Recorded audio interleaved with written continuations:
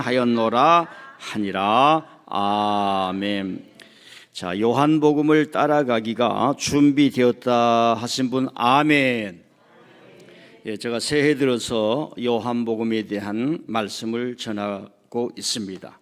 그리고 그게 끝나면 작년에 했던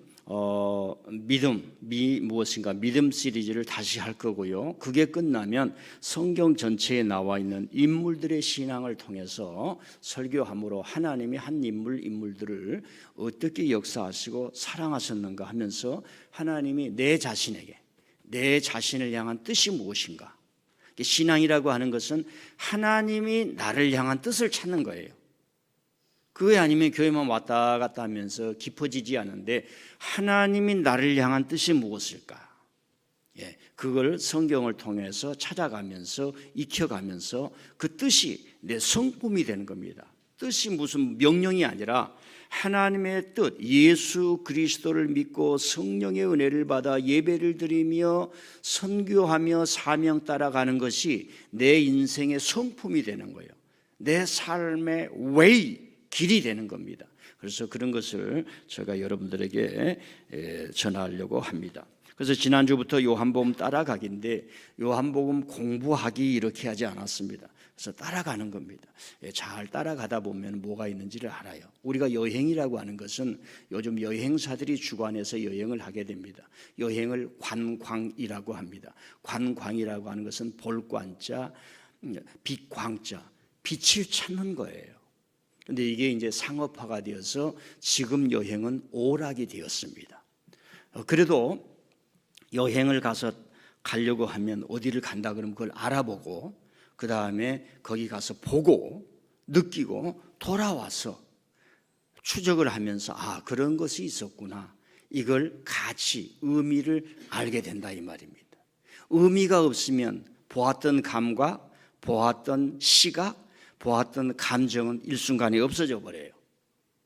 그래서 따라가면서 보았던 것들이 의미가 되면 그것이 여러분의 인품이 되고 인격이 되고 신앙의 깊이를 알려줍니다. 이렇게 시중에 나와 있으니까 우리가 좀 도움을 많이 받는 분이 있어요. 지금 그런 여행을 제일 잘한 분이 누군지 딱 생각납니까? 그런 분 중에 한 분이 유홍준 씨라고 하는 분입니다. 여러 번 가면서 그것이 무엇인가를 우리에게 알려주면서 여행을 어떻게 하고 삶을 어떻게 살아가는가 하는 걸 알려주는데 제가 요한복음 따라가게 하면서 그런 것들을 만들려고 하니까 그냥 자연스럽게 이 시간을 사랑하면서 요한복음도 읽어보고 또 전에 들었던 것들을 셀 예배에서 셀 모임에서 서로 대화를 해보면서 이렇게 깊어지기를 바랍니다. 지난주에 제가 설교했던 것은 모든 성경은 태어난 시기와 배경이 있다고 하는 거예요. 이걸 모르면은 기독교 신앙이 아무리 훌륭하다 할지라도 다 도케티즘이나 주술에 빠지고 주문에 빠지고 그 다음에 신탁 같은 그런 이상한 걸로 변질되어 가는 것입니다. 그래서 요한복음이 탄생된 배경이 있었고 공관복음이 탄생된 배경이 있었더라는 말씀을 했습니다. 그래서 그런 복음서의 핵심이 뭐냐? 복음서의 핵심, 예수님이 누구냐를 우리에게 가르쳐 주는 거예요. 예수님이 누구냐를 가르쳐 주는데 하나님의 아들이라고 하는 거예요. 저와 여러분이 하나님의 아들이라는 말을 이해하기 위해서는 많은 시간이 필요하고 신앙의 실천이 필요합니다. 내 친구하고 같이 30년을 지나도 친구를 알 수가 없습니다.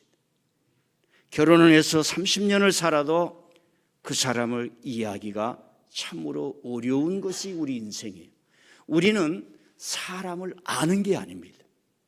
관계를 맺고 살아가는 거예요. 신앙이란 하나님을 안다라기보다는 하나님과의 관계를 맺고 살아가는 거예요. 그분은 나의 창조자시요 나의 구원자시요 내 삶을 선한 길로 바른 길로 인도해 주신 분이요 나는 그분을 꼭 붙잡는 거예요. 여러분 인생은 간단한 거예요. 학생이 선생님을 꼭 붙드는 거예요. 아침에 가서 선생님 LA가 불이 났는데 LA는 천사들의 도시라는데 왜 불이 났습니까? LA가 어디 있습니까? 이렇게 물어보는 거예요. 부부도 마찬가지입니다. 당신을 꼭 붙드는 거예요. 그런데 우리는 뭐 해요? 자꾸 노는 거예요. 저리가. 교회도 신앙도 교회를 꼭 붙드는 그게 요한복음 15장입니다. 포도나무 비유. 가지가 줄기에 꽉 붙어 있지 않느냐. 가지가 줄기에 딱 붙어 있지 않느냐. 부부싸움하면 걱정할 필요 없어요. 전화해가지고 시어머님, 시아버님, 남편이 이러는데 이럴 때는 어떻게 합니까? 호소를 해가지고 그래야 되는데 자기끼리 싸워가지고 자기끼리 일함도 하고 자기끼리 다음에 또 붙고 그러니까 길이 없는 거예요. 그래서 요한복음 따라가게 하면서 하나님의 말씀을 잘 붙들 수 있기를 바랍니다. 자, 요한복음 1장에서 핵심이 그거예요. 하나님과 같이 계셨던 말씀 로고스가 우리 가운데 오셨다는 거예요. 빛으로 우리 가운데 오셨다는 거예요. 빛으로 어둠 가운데 오셨다. 빛으로 어둠 가운데 오셨다. 이 세 단어로 이어진 문장을 이해하지 못할 사람이 어디 있어요? 근데 복음서를 끝까지 읽어보면 빛이 어둠 속에 온다는 게 그렇게 어려운 거예요. 예수님이 죽으셨다는 걸 알게 됩니다. 자, 저와 여러분 눈 뜨고 살지요? 이게 밥인지 국인지 구분하고 살아가는 사람 아닙니까? 이게 절인지 이게 교회인지 구분하고 살아가는 그런 정도로 구분하는 상식과 양식이 있지 않습니까? 그것도 없는 사람이 있습니까? 서울 광장 보십시다. 빛이 어둠 속에 정착하기가 얼마나 어려운가. 매일마다 서울 광장을 한번 보세요. 전 세계 외신들이 카메라를 들이대고 자기네에게 리포트를 하고 있는데 전송을 하는데 이 서울 바닥을 보자고요. 무엇이 빛이고 무엇이 어둠입니까? 빛이 또 있고 어둠도 있어요. 빛이 어둠 속에 정착하는데 얼마나 어렵습니까? 그걸 얘기를 하는 거예요. 빛이신 예수님은 하나님의 아들이신데 그걸 증명하는 사람이 있다는 거예요. 증언하는 사람이 있어요. 저 사람은 빛입니다. 저 사람은 빛입니다. 나는 빛이 아닙니다. 빛입니다. 하는 사람이 세례 요한이에요. 그래서 요한복음 1장에 세례 요한을 등장시키는 거예요. 결론적으로 얘기를 할게요. 이 인간 세상은 증언을 해준 사람이 있어야 됩니다. 증언을 해준 사람. 증언은 뭐냐?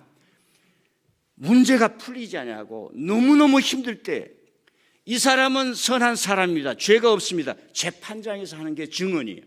그 증언 한마디에 살 수도 있고 죽을 수도 있는 거예요.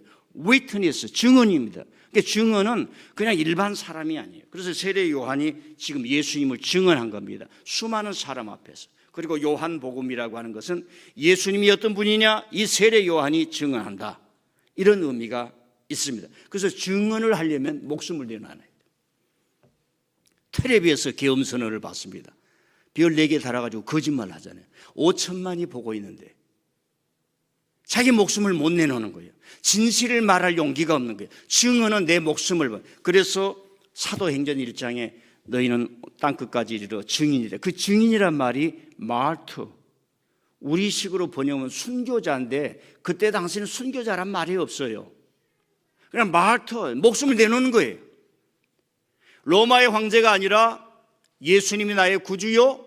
로마의 황제가 내 밥 먹여주는 사람이 아니라 예수님이 그리스도요. 내 삶에 구원을 주시며 나는 그분을 따라 살겠습니다. 이게 증언이었대요. 그럼 죽는 거예요. 그 이야기를 세례 요한이 했다 하면서 1장에 세례 요한을 등장시키는 거예요. 제가 이제 언젠가 은퇴를 하겠죠? 그럼 뒤돌아보면 우리 교회에 증언을 하는 거예요. 아무개 집사님, 아무개 권사님, 아무개 장로님, 우리 교회를 짊어진 사람입니다. 증언을 할 수 있어요. 그래서 세례 요한이 나오고, 그래서 세례 요한이 내게 어떻게 하는가 한번 보십시다. 표를 올려주세요. 자, 사람들이 세례 요한에게서 와서 말하는 거예요. 21절, 22절 보십시다. 21절, 22절. 21절, 22절. 시작. 또 묻되 그러면 내가 누구냐? 내가 엘리야냐? 아니되 나는 아니라. 또 묻되 내가 그 선지자냐? 대답하되 아니라. 또 말해 누구냐? 우리를 보낸 이들에게 대답하게 하라. 너는 내게 대하여 무엇이라 하느냐? 여기 보세요. 요한복음에는 뭐 제사장을 보내고 레위를 보냈다 그러는데 마태복음에는 바리새인들이 왔다 이런 기록들이 있어요. 그래서 조금 여러분들이 센스 있으면 집에 가셔서 마태복음을 펴놓고 세례 요한이 하는 말을 다시 이렇게 보면은 또 신앙이 깊어지지요. 그런데 거의가 우리는 뭐요? 목사님 바빠 죽겠어요. 설교 듣기도 힘듭니다. 그래서 잘 안 하지요. 그런데 그것들이 여러분에게 지혜와 지식을 줍니다. 그래서 사람들이 질문하게, 너가 엘리야냐? 너가 선지자냐? 그때 당시 살아가던 사람들은 하나님이 보내주는 어떤 사람이 있다는 거예요. 하나님이 보내준 어떤 사람이 있다는 겁니다. 그리스도가 있다는 겁니다. 그런 사람들은 전통적으로 엘리야로 생각을 했고, 자, 선지자로 그 사람이냐? 그러니까 세례 요한이 대답을 하는 거예요. 몇 절입니까? 3절 보십시다. 시작. 이르되 나는 선지자 이사야의 말과 같이 주의 길을 곱게 하라고 광야에서 외치는 자의 소리로다. 그러니까 세례 요한이 말합니다. 야, 너희들이 생각하는 것으로 나를 규정하지 마. 이사야 선지자에 하는 것처럼 난 광야의 소리, 이 광야란 말이 큰 이미지가 있는데요, 한번 많이 생각해요. 소리다, 즉 소리는 하나님이 보낸 소리다. 광야에 외치는 소리, 즉 말씀이다, 설교다, 이런 얘기입니다. 여러분 적지 마세요. 그러니까 제가 달라 그러면 다 줬어요. 잘 듣고 적어도 괜찮은데, 자, 그래서 또 사람이 또 질문하는 거예요. 그러니까 글이라고 하는 것은 A가 있고 A'가 있고 B가 있고 B'가 이렇게 가는 겁니다. 참 학자들이 너무 공부를 많이 해요. 우리에게 다 알려주는 거예요. 이 세례 요한의 증언이 어떻게 구성되어 있는가. 또 사람들이 묻는 거예요. 25절 시작. 또 물어 이르되 내가 만일 그리스도도 아니요 엘리야도 아니요 그 선지자 아닐 때 어찌하여 세례를 베푸느냐. 여기 보세요. 너가 무슨 권위로, 예루살렘에서 우리가 권한을 줘서 사람들에게 이렇게 해야 되는데 무슨 권위로 하냐, 이런 말이에요. 감히 말이야 우리 앞에 와가지고 사람들 모아가지고 너가 하나님이 어쩌고 저쩌고 말할 수 있어? 이런 얘기입니다. 무시하는 겁니다. 발로 짓밟는 겁니다. 세례를 베푸느냐. 그 다음에 이제 그러니까 세례 요한이 대답을 하는 거예요. 자, 25절 26절이죠. 자, 같이 28절까지 시작. 요한이 대답하되 나는 물로 세례를 베풀거니와 너희 가운데 너희가 알지 못하는 한 사람이 있었으니 곧 내 뒤에 오시는 그이라. 나는 그의 신발끈을 풀기도 감당하지 못하겠노라 하니라. 이런 요한이 세례 베푸던 곳 곧 요단강 건너편 베다니에서 일어난 일이라. 베다니라고 하는 장소가 있어요. 우리 지도를 한번 올려주세요. 예, 보입니까? 저게 예수님의 활동했었고 기독교가 잉태되었던 곳입니다. 확산은 로마를 통해서 확산이 되었죠. 예루살렘이 보입니까? 여러분들 볼 때에 왼쪽에가 있습니다. 예루살렘 보이죠? 베다니가 보이죠? 오른쪽으로 왼쪽에 예루살렘이고 저기서 한 2km 됩니다. 저기서 하는 거예요. 그러니까 사해 가까운데, 요단강 가까운데, 그러니까 예루살렘에 굉장히 가까워요. 예루살렘에 대체적으로 그때 당시에 유대 전체가 한 200만이라는 걸, 200만. 그러니까 고대 시대니까 100명만 모여 살도 굉장한 겁니다. 그러니까 예루살렘에 가까우니까 사람들이 인산인해로 모이는 거예요. 그리고 오랜만에 제대로 말한 사람이 나타났습니다. 자, 제가 질문합니다. 대한민국의 방송을 보거나 볼 때 제대로 말하는 사람 누구 있습니까? 여러분들이 볼 때. 목사님 압니다. 전 아무개 아닙니까? 예, 그렇게 말하는 사람도 있어요. 자, 제가 여러분들에게 말합니다. 다 훌륭하세요. 저만 빼놓고 다 훌륭합니다.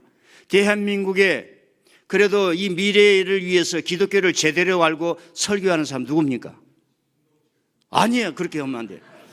네, 그 얘기하지 마. 그거 얘기하려면 집에서 부부끼리만 해. 이불 속에서요. 자, 베다니 어마어마한 사람이 몰려오는 거예요. 예루살렘에 가까웠다. 몰려왔다는 건 뭡니까? 그 사람이 설교를 잘해서 그런 것도 있지요. 살기가 힘들었다는 겁니다.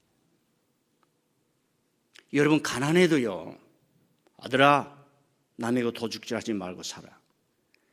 나는 너희 아버지한테 거짓말 해본 적이 없고 남의 것을 훔쳐 먹어본 적이 없다. 배고프면 가서 동령을 해서 도와달라고 애스킹을 했지 훔쳐본 적이 없다. 고추고 아들아 너가 이래서 살아야지. 그러면 그게 힘이 되는 거예요. 베다니에 어마어마한 사람들이 몰렸다는 것은 시대가 그만큼 어려웠다는 거예요. 여러분 조선시대 만렙이 알았습니까? 기독교가 왔어요. 여성들을 통해서 어마어마하게 몰려와서, 저 전주에 선교사님들이 병원을 지어놨는데 여성들이 몰려와야 되는데 안 오는 거야. 여성들이 밖에 나간 걸 부끄러워하는 거야. 양반들은 날개치며 와서 나 고쳐주시오 그런데 일반 사람들은 그때 당시 신분제 쌍놈들이니까 오지도 못하는 거야. 선교사들 어서 오라고 문 열고 오니까 다 이름도 없어. 뭐라고 그러니까 이름이 뭐예요? 세자 가시네. 전부 다 가시네야 이름들이. 남학생들은, 남자들은 뭐예요? 이름이 색자 머시매. 이름 다 지어줬습니다. 살기가 너무 어려웠던 거예요. 와서 이분들이 예수님 가르쳐주고 당신들이 찬송할 수 있습니다. 당신들이 교회에 올 수 있습니다. 그러니까 막 밀려드는 거예요. 그 사진 제가 다 보여드렸죠. 대단한 거예요, 여러분. 베다니가 그랬던 겁니다. 그러니까 지금 그 세례 요한이 증언을 하는 거예요. 그러니까 사람들이 물어봤을 때 하는 겁니다. 26절 보십시오. 26절 다시 한번 시작. 요한이 대답하되 나는 불로 세례를 베풀거니와 너희 가운데 너희가 알지 못하는 한 사람이 있었으니 곧 내 뒤에 오시는 그이라. 나는 그의 신발끈을 풀기도 감당하지 못하겠노라 하더라. 자, 여기 보세요. 마태복음에는 세례 요한이 얼마나 무서운지 몰라요. 이 독사에 참 여러분들이 붙여요. 도끼가 이미 찍어졌다 이거예요. 도대체 감당할 수 없을 만큼 하는데 요한복음에는 굉장히 부드럽게 표현해요. 내 뒤에 오신 분은 성령으로 세례를 주리라. 그런데 마태복음에 성령과 불로 세례를 주리라. 성령과 한가할 수 없는 거예요. 자, 불은 좋으면서도 위험한 겁니다. 그래서 잠깐 우리가 세상을 알고 간다는 의미에서 제가 LA 산불 사진을 한번 가져와서 불이 얼마나 무서운가 한번 보여주세요. 저 지도를 보세요. 저기가 주택가 도시입니다, 도시. 전에는 우리가 캘리포니아에서 야산에 불이 붙었다 그러는데 지금 저 주택가를 휩쓸고 있어요. 100조 원의 손해가 났다고 이제 그런 얘기를 합니다. 참 안타깝지요. 저와 여러분은 그래도 저기 이제 지진 난 데랄까 동해안이라든가 경포 이런 데 지진이 나가지고 집을 잃어버린 그런 사람들의 아픔을 우리가 조금 뭐 도와주긴 했지만 우리 교우들 가운데 그런 일을 당한 사람은 없을 거예요. 좀 우리 노예 산하의 저 벌교 쪽에 교회가 불타버린 교회가 있어요. 그래서 우리 교인 한 사람한테 1만 원씩 언젠가 다음 주나 그 다음 주에 1만 원 정도는 할 수 있잖아요. 그래서 헌금해서 노예로 보내려고 합니다. 불타서 없어진다는 것은 충격 중에 충격입니다. 제가 저걸 보여준 것은 성령과 불로 세례를 베풀어 준다는데 트럼프라든가 미국이 제발 이런 일들이 기후 재앙으로 왔기 때문에 산업이나 정치나 인간의 인식 구조가 지금 인류가 제6번째 대멸망 시기로 가는 것을 늦춰야 된다는 정책을 써야 된다는 얘기를 하기 위해서 저걸 보여주는 겁니다. 네. 세례 요한이 말하는 거예요. 내 뒤에 오시는 분은 성령과 불로 세례를 주리라. 그걸 세례 요한이 증언한 겁니다. 그러면 이제 세례 요한의 설교가 있어요. 설교 29절 보십시다. 설교 내용이 뭔가 이렇게 증언하는데 내용은 자 29절 시작. 이튿날 요한이 예수님께서 자기에게 나오심을 보고 이르되 보라 세상 죄를 지고 가는 하나님의 어린 양이다.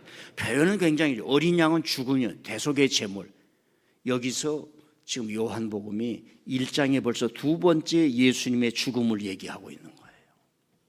제가 민들레 교회 담임 목사가 되면서 나의 모든 생명을 다 바쳐서 죽는 길을 걸어가겠다 결단하면 복이 되는 줄 믿습니다.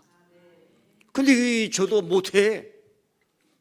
여러분도 그래요. 내가 민들레 교회에 중직이 되고 임직자가 되면서 하나님 아버지 세상 죄를 지고 가는 하나님의 어린 양이로다.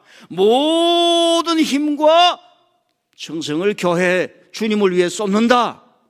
이러면 여러분들은 복 있는 사람인 줄 믿습니다.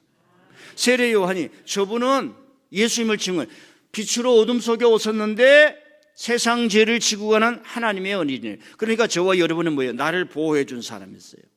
나의 죄를 짊어지는 사람이 있어요. 그분이 예수님인데 한번 따라합시다. 깨닫게 하여 주옵소서. 깨닫게 하여 주옵소서. 이 깨닫는다는 것은 성경을 서도 깨달으지만 결정적인 성을 온 몸을, 온 어떤 의지와 감성이 하나로 접합될 때가 와요. 그때 성령이 역사할 때가 있어요. 예배 시간일 수 있고 기도 시간일 수 있고 어떤 형편이든지 그런 것이 오면서 예수님이 지금 나의 죄를 대속해 주었구나, 그런 그 확신이 올 때가 있다면. 두 번째로는 세례 요한이 설교를 하는데 30절 말씀 봅시다. 시작. 내가 전에 말하기를 내 뒤에 오시는 사람이 있는데 나보다 앞선 것은 그가 나보다 먼저 계심이라 한 것이 이 사람을 가리킵니다. 예수님은 마리아에게서 태어났다는 것이 요한복음에는 그렇게 중요하지 않아요. 하나님과 함께 계셨고 하나님으로부터 왔다라고 하는 겁니다. 그래서 그분이 나의 구주가 되시는구나, 구주가 되시는구나. 여러분요, 사람은 지혜를 가지고 있기 때문에, 여러분 여기 보세요. 교회를 안 나와도, 예수를 믿지 않아도 내 영혼은 무엇인가, 내가 태어난 그 선시대, 내가 죽은 후 시대를 추상하는 힘이 있어요. 근데 기독교에 오면은 믿게 되는 거예요. 나보다 먼저 계셨던 그 예수님이 계셨구나. 주님은 나보다 앞서 계신 분이십니다. 그러기에 아버지, 주님은 나의 창조자시요 내 인생의 모든 것을 알고 계신 줄 믿습니다. 주여 나를 인도하여 주옵소서. 기도하면 그 은혜가 깊어질 줄 믿습니다. 32절 봅시다. 32절 시작. 요한이 또 증언하여 이르되 내가 봄에 성령이 비둘기같이 하늘로부터 내려와서 그 위에 머물렀더라. 자, 여기 보세요. 성령이, 이것은 표현입니다. 성령이 막 열해가지고 예수님 어깨 위에 딱 내렸다는 얘기가 아니에요. 사실 이것은 초대교회의 증언입니다. 예수님이 하신 일을 보니까 고난과 역경 속에서도 저처럼 죄에 짊어진 사람들을 찾아가고 그 사람들을 위로하고 그 사람들을 이끌어주고, 그 사람들, 천국이 너 것이야, 천국이 너의 것이야, 너희들이 아버지라고 이름을 불러, 대한민국은 그대의 것이야, 대한민국은 그대의 것이야, 대한민국은 그대의 것이야. 그럼 대한민국이 뭔지를 알아야죠. 요즘 헌법책이 많이 팔린답니다. 이럴 때 한 권씩 사서 읽지는 않더라도 첫 장 보고 마지막 장 볼 수 있는 센스 있는 국민이 되기를 바랍니다. 우리나라의 헌법학자 회장을 가지셨습니다. 그분이 노태우가 전두환 때 독일에 법철학을 공부하기 위해서 갔어요. 법철학을 공부하니까 독재가 안 끝나는 거야. 독재는 헌법을 무시하기 때문에 헌법학자로 박사학위를 받아오면 끝나버리는 거예요. 써먹을 데가 없습니다. 독재를 하는데 무슨 법이 필요하고 무슨 헌법이 필요합니까? 그러니까 충격을 받아버린 거야. 독일에 가서 법철학을 공부합니다. 이거 아무것도 쓸모없겠구나. 밥 먹고 살 수가 없겠구나. 그런데 권력이 바꿔지면서 문민정부가 들어, 헌법학자를 소중히 여기는 시대가 왔구나. 그래서 자기가 열심히 공부했다는 거예요. 그분이 지금 헌법학자 회장이에요. 헌법을 위한 사람들은 대한민국 국민인가 의심한다, 이렇게 얘기를 지금 하고 있어요. 성경의 말씀을 제대로 알지 않으면 어떻게 우리가 신앙인가 생각해 볼 수가 있습니다. 성령이 비둘기같이 임하였다는 것은 하나님의 영이 예수님과 함께하였더라. 예수님은 천국으로부터, 하나님으로부터 왔는데 하나님의 영이, 그러니까 이 초대교인들은 성령의 역사가 뭔지를 경험한 사람들이에요. 성령의 역사가 얼마나 소중한지를 알았는지. 제가요, 젊었을 때 교회에서 성령에 대해서 얘기를 해본 설교를 들어본 적이 없어요. 그래가지고 그 이후에 성령 운동하는 사람을 통해서 성령의 역사가 우리의 인격과 그 다음에 은사와 교회와 그리고 성령의 은사를 맛보기 위해서는 우리가 제도 속에만 갇히는 게, 우리 온 마음을 올리는 거예요. 온 감성으로 하나님께 나아가는 거예요. 온 인성으로 나가는 거예요. 온전히 가는 거예요. 그걸 영어로 좀 홀리스틱이라고 합니다. 홀리스틱. 딸 맞지? 잘 듣고 있나? 항상 걱정이 돼. 우리 딸이 믿음이 좋아졌으면, 우리 딸이 믿음이 좋아졌으면, 내가 아빠가 죽어도 믿음으로 살기를, 저 딸이 믿음으로 살려면 내가 빨리 죽어야 되겠구나. 그래서 하나님이, 여러분들이, 민들레 교회 성도들이 믿음이 좋아졌으면 믿음으로 살기를 하나님이 바라신 줄 믿습니다. 자, 34절 보세요. 34절 시작. 내가 보고 그가 하나님의 아들이심을 증언하니라. 자, 여기 보세요. 이제 그러니까 세례 요한을 내세워서 요한복음이 예수님은 하나님의 아들입니다. 이게 참 이해가 안 돼요. 그래서 예배를 드리면서 예수님과의 관계를 맺으면서 이 깊은 신앙의 관계를 맺으면서 하나님의 아들 예수 그리스도시요, 하나님은 살아계신 하나님이, 베드로가 주는 살아계신 하나님의 아들입니다. 즉 아들이란 말이 우리식으로 말하면 이 아들이란 말이 아니라 하나님의 권세와 능력을 다 유업으로 받으신 분입니다, 이런 말이에요. son이라고 해서 그 아들이라고 우리 육신적 피지컬 son 이런 말이 아닙니다.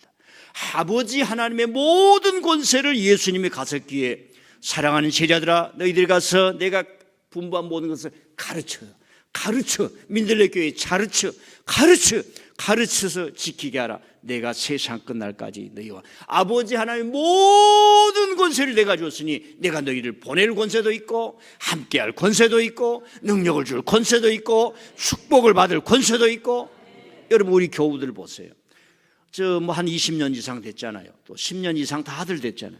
다 이래저래 축복을 받잖아요. 첫째, 얼굴이 광택이 번질번질해서 축복을 받은 거예요. 지금 얼굴이 이상한 사람 어디 있어요? 두 번째, 우리 교회에 오면 기도를 잘하는 축복이 있어요. 예, 오늘 기도 왔으면 뭐 마이크가 탈이지 얼마나 기도가 참 은혜가 있습니다. 앞으로는 더 잘 될 줄 믿습니다. 올해 결혼한 사람은 내년에 당장 손자 손녀 보시기를 바랍니다. 그래서 올해 다 결혼하시기를 바랍니다. 예, 어떤 사람은 올해는 비상계엄 성공하는 날이라고 했는데 썩을 소리고, 올해는 하나님의 그 신혼잔치가 이루어지고 이제 요한복음 2장처럼 갈릴리 가나 혼인잔치에 축복이 있는 해인데, 예, 이 은혜를 가슴에 품기를 바랍니다. 자, 마지막으로 증언하는 세례 요한의 자세가 있어요. 자세 20절 보십시다. 20절. 자, 20절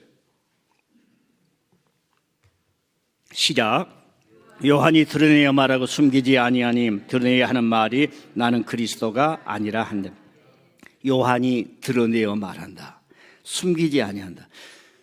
여러분 쫄지 않았다는 얘기예요. 이 말은 제가 이런 얘기를 해서 죄송한 얘기입니다만은 쫄지 않았다는 얘기예요. 하나님의 말씀하라면 하는 거예요.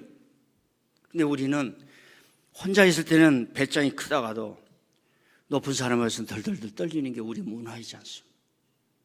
세례 요한이 이 말하면 죽어요.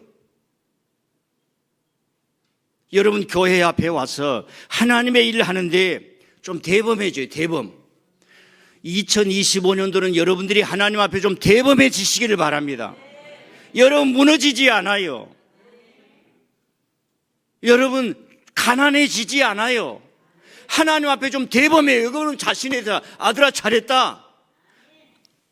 제가요 20년 이상을 새벽 기도를 해보는데 다 훌륭하죠. 다 훌륭.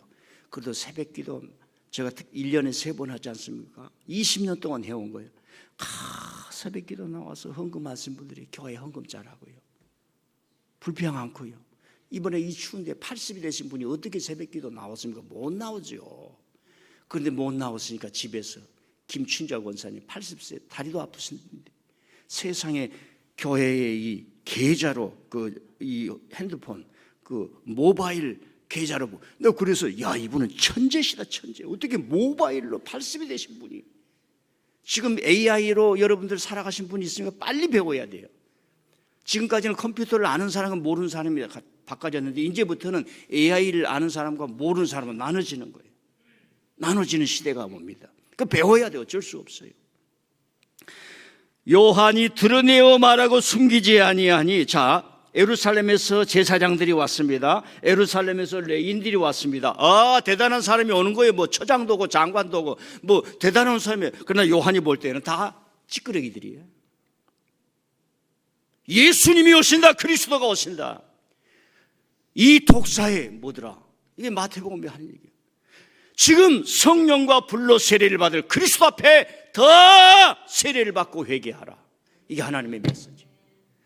우리 교우들 2025년도 말씀에 큰 은혜를 받아 최고의 신앙의 길을 걸어가기를 바랍니다. 아니 목사님 좀 서서히 얘기. 아니 세례 요한이 이렇게 크게 했다니까요. 자 시간이 가니까 저걸 보시고 생략을 하고 26절, 27절 보시고 26절, 27절 말씀. 26절, 27절 말씀 보셨습니까? 시작. 곧 내 뒤에 오시는 그이라 나는 그의 신발끈을 풀기도 감당하지 못하겠노라 하더라. 이 일은 요한이 세례 베풀던 곳 곧 요단강 건너편에 베다니에서 일어나니. 여기 보세요. 신발끈을 풀지 못한다. 고대 시대는 신발이 없었습니다. 신발 신고 다니는 사람 따로 있었어요. 그래서 종들이 멀리 갔다 오면 신발끈을 풀어서 물로 이렇게 다리를 닦아주는 그런 문화가 있었습니다. 그 신발끈을 풀지도 못한다. 그만큼 예수님과 자기는 차이가 있다는 거예요. 근데 우리가 역사를 연구해 보면 그때 당시 세례 요한이 나라를 뒤집어 버렸어요. 그만큼 대단했습니다. 그만큼 대단한 거예요. 모든 사람이 속는 거예요. 당신이 그리스도구만. 당신이 대단한 사람이구만. 그러면 제가 그 2000년 전에 세례 요한의 자리에서 그렇지 내가 그리스도입니다 이렇게 다 넘어갈. 사람들이 박수치니까. 여러분 전 아무개 함부로 말하는 그 기독교를 오용하게 뭐 그 사람은 기독교인이라고 말할 수 없는데 자기가 꿈에 아무개를 대통령 시키라고 그랬다고. 자기는 아무 그 얘기 듣지 않았습니까? 아주 이 기독교를 오용을 시키는 사람이에요. 신학이 없는 사람이다. 하나님이 자기하고 누구를 뭐 하라고 예정을 했다고. 예정론은 칼빈에 나오는 거예요. 예정은 어떤 여러분들이 뭐가 될 것이다 이렇게 예정하는 게 하나도 없어요. 그의 예정이 아니라 예수님은 고난을 받고 죽으시사 그로 인하여 믿는 자마다 구원을 받도록 우리에게 해주셨습니다. 이게 예정론이에요. 그러니까 그런 얘기를 들으면 칼빈이 죽었다가 다시 살아나서 뺨을 때릴 정도가 되는데 이런 오용된 지식을 가지고 대중을 속이는 거예요. 자, 신발끈을 풀지도 못한단 말고 마태복음에는 세례 요한이 그런 거예요. 나는 그의 신발을 캐어리 가지고 다니면서 하는 종 역할도 못할 만큼 된다. 여기서 겸손이에요. 겸손. 세례 요한은요 그때 당시 나라를 뒤집었을 만큼 어마어마한 사람들이 몰려들면서 수많은 사람들이 살아보자. 오늘 여러분들이 2025년 정말 좀 살아보자. 말씀으로 살아보자. 기도로 살아보자. 예배로 살아보자. 그런 결단을 좀 해봐요. 결단을. 논산훈련소에 가서 6주를 훈련받으면 총을 줘도 아무라도 써지들 않아요. 장군들만 빼고. 그만큼 강한 훈련이 되잖아요. 이번에 지미 카터 대통령이 세상을 100세로 떠났다 그랬죠. 제가 작년에 3월 달에 카터 대통령 박물관을 갔어요. 그분이 땅콩 농장 하던 곳. 그래가지고 저분이 해군 상관학교에 가서 장교가 됐는데 자기 아버지가 돌아가신 거예요. 이야, 참 대단한 거야. 저분은 나는 아버지를 이어받아야지 하고 상관학교의 길을 끊는 거예요. 근데 자기에게 큰 충격으로 왔던 질문이 있어요. 딱 소위를 타고 배 함장에 가서 딱 신고식을 하는데 지미 카터 이렇게 신고식을 하는데 배 사령관이 자네 사관학교에서 몇 등 했나? 예! 700 몇 명 중에서 85등 했습니다. 700 몇 명 중에 85등 하면 잘해요 못해요? 자, 우리 교인 중에 신앙 생활 나는 25등 될 거야 하신 분 아멘. 1등 그룹에 속한다고 생각하신 분 아멘. 근데요 그 지미 카터가 딱 멋있게 갔을 거 아닙니까? 하얀 쫙 있고 사령관이 85등입니다 이렇게 이제 얘기를 한 거야. 잘했다고. 자네 최선을 다해서 그 등수를 얻었는가? 이렇게 말한 거야. 되돌아보니까 머리만 빗고 자기 아버지가 물러주면 머리가 슬렁슬렁하다 85등 된 거야. 이게 순간적으로 인생을 이렇게 살아가는 우리 사령관은 대단히 멋있는 분이구나. 그냥 입으로 말하는 게 아니라 진실로 그 사람이 그때 당시에 성령 받은 거예요. 그래가지고 인생 철학이 된 거예요. 아버지가 돌아가셨다 그러니까 나는 아버지의 유업을 받으리라 조지아로 돌아간 거예요. 근데 가서 보니까 땅콩 농사가 중요한 게 아니라 사람들이 엉망이에요. 백인들이 얼마나 흑인들을 차별하는지. 그리고 세그리게이션 로라고 백인과 흑인 분리 정책을 쓴 거예요. 버스를 타더라도 흑인들은 뒤에 서서 가야 돼. 백인들은 앞에서. 학교를 가더라도 화장실이 달라. 흑인 학생들, 백인 학생들 달리는 거. 이게 흑백 차별이라고 그래가지고 어마어마한 사회문제. 그 60년대예요. 제가 저걸 가서 여러분 지미 카터 하면 굉장히 온화한 사람, 사진 좀 올려주세요. 온화한 사람으로 느껴집니까? 아주 우리가 식으로 말하면 강성주의자로 느껴지십니까? 충격을 받았어요. 그분이 저기 가서 내려가서 땅콩 농사도 중요하지만 이 인간 농사들이 너무 안 좋은 거예요. 첫째는 조지아에서 백인들이 흑백 분리 정책 위원회를 만들어요. 거기에 조인하라고 그래. 회원이 돼. 멤버가 되라. 그래서 돈도 좀 많이 내라. 땅콩 좀 많이 내라 그랬어. 거기 안 들어. 노. 그리고 그는 말하는 거예요. 어떻게 하냐? 조지아에서 교육비 덜하다. 그래가지고 흑인들 어린아이도 교육을 시켜라 그랬어요. 조지아에서 세금을 더 많이 걷고 백인들이 세금을 더 많이 내서 뭐예요? 그 흑인들 복지정책, 병원도 못 간 사람 치료해줘라. 이 정책을 쓰는 거예요. 이 얘기를 하면 대한민국에서 살아남겠어요? 못 남겠어요? 다 공산주의라고 그랬어요. 그런 어마어마한 일을 하는 거예요. 그리고 조지아 주지사가 돼요. 주지사. 조지아 주지사는 우리나라 대통령보다 더 큰 땅덩어리죠. 주지사가 되고 그 다음에 대통령이 된 거예요. 여러분 보세요. 저 집이 조그만 거 있죠? 저게 대통령 선거 사무실이야. 저게 무슨 창고지 대통령 사무실이겠어요? 자기가 태어났던 러잘 여사 있죠? 같이 고등학교 다니다 연애를 했어요. 그러니까 신앙 좋으면 고등학교 때부터 연애를 해야 돼. 그런 신앙이면 변치 않잖아요. 그래가지고 자기가 다니는 고등학교가 아이들이 없어져 버린 거예요. 학생들이 없어. 그래서 그 고등학교를 박물관으로 써서 하는 거예요. 너무너무 소박한 거야. 가서 보니까. 아니 뭐만 됐다면 말이야. 동상 세우고 이 짓이 무슨 짓이냐 이 말입니다. 이 짓이 대한민국에. 그래서는 안 된다 얘기를 할 수 있어야 돼요. 동상 만들려면 우리 키 정도로 만들면 괜찮아요. 그 업적을 기리고. 그분이 100세로 떠났어요. 예? 우리 인간이 받아야 될 게 자기가 남침례교 굉장히 보수주의입니다. 오해는 마세요. 계속 남침례 교단이 보수하고 자기 교단만 주장하는 거예요. 그래서 사람을 무시하는 거. 그 중에 하나가 이제 뭐 낙태니 동성애니 그런 사람을 인간 취급하지 않으니까 자기가 공식적으로 교단을 떠납니다. 그런 교단에서 저런 인사들이 VIP들이 교단을 떠나다 큰 여파를 일으킨 겁니다. 자, 제가 하는 얘기는 뭐예요? 세례 요한은 겸허했어요. 우리가 말씀을 알면 나한테 지어주는 것은 하나님의 영광을 위해 살아야지. 하나님의 영광을 위해 살아가야지. 하나님의 영광을 위해 살아야지. 좀 우리가 가슴을 쓰다듬으면서 하나님 영광 위해 살아가십시다. 세례 요한은 그때 당시에 자기가 그리스도라고 해도 다 믿어요. 그런 사람들이 수없이 많았어요. 대한민국에 비일비재 서 있잖아요.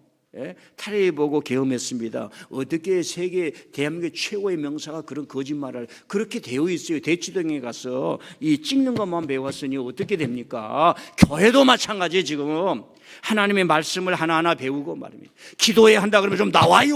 그 죽는 일이에요. 그러지 않는데 어떻게 신앙이 깊어져요? 회개하시기를 바랍니다. 회개하시기를 바랍니다. 예, 예. 그냥 그렇게 남들처럼 해가지고 되는 세상이 아니에요. 지금 세례 요한은 말해요. 그럼 너는 누구냐? 너는 누구냐? 나는 그리스도가 아닙니다. 하나님이 나는 그리스도가 아닙니다. 나를 그와 비교하지 마세요. 신발끈을 풀기도 감당하지 못하겠습니다. 그런데요, 죄악을 가진 사람에게는 단호했어요. 이 독사에 도끼가 너희 그 나무 뿌리에 지켜. 그리고 아브라함 이름 팔지 말라고 그랬어요. 헌법, 정의, 공의 팔지 마라 이거예요. 대단했어요. 하나님 앞에 겸해했어요. 주님 우리를 더 인도해 주시고 가르쳐 주셔서 주님의 좋은 사람 되게 하여 주옵소서. 예수님 이름으로 기도하옵나이다. 아멘.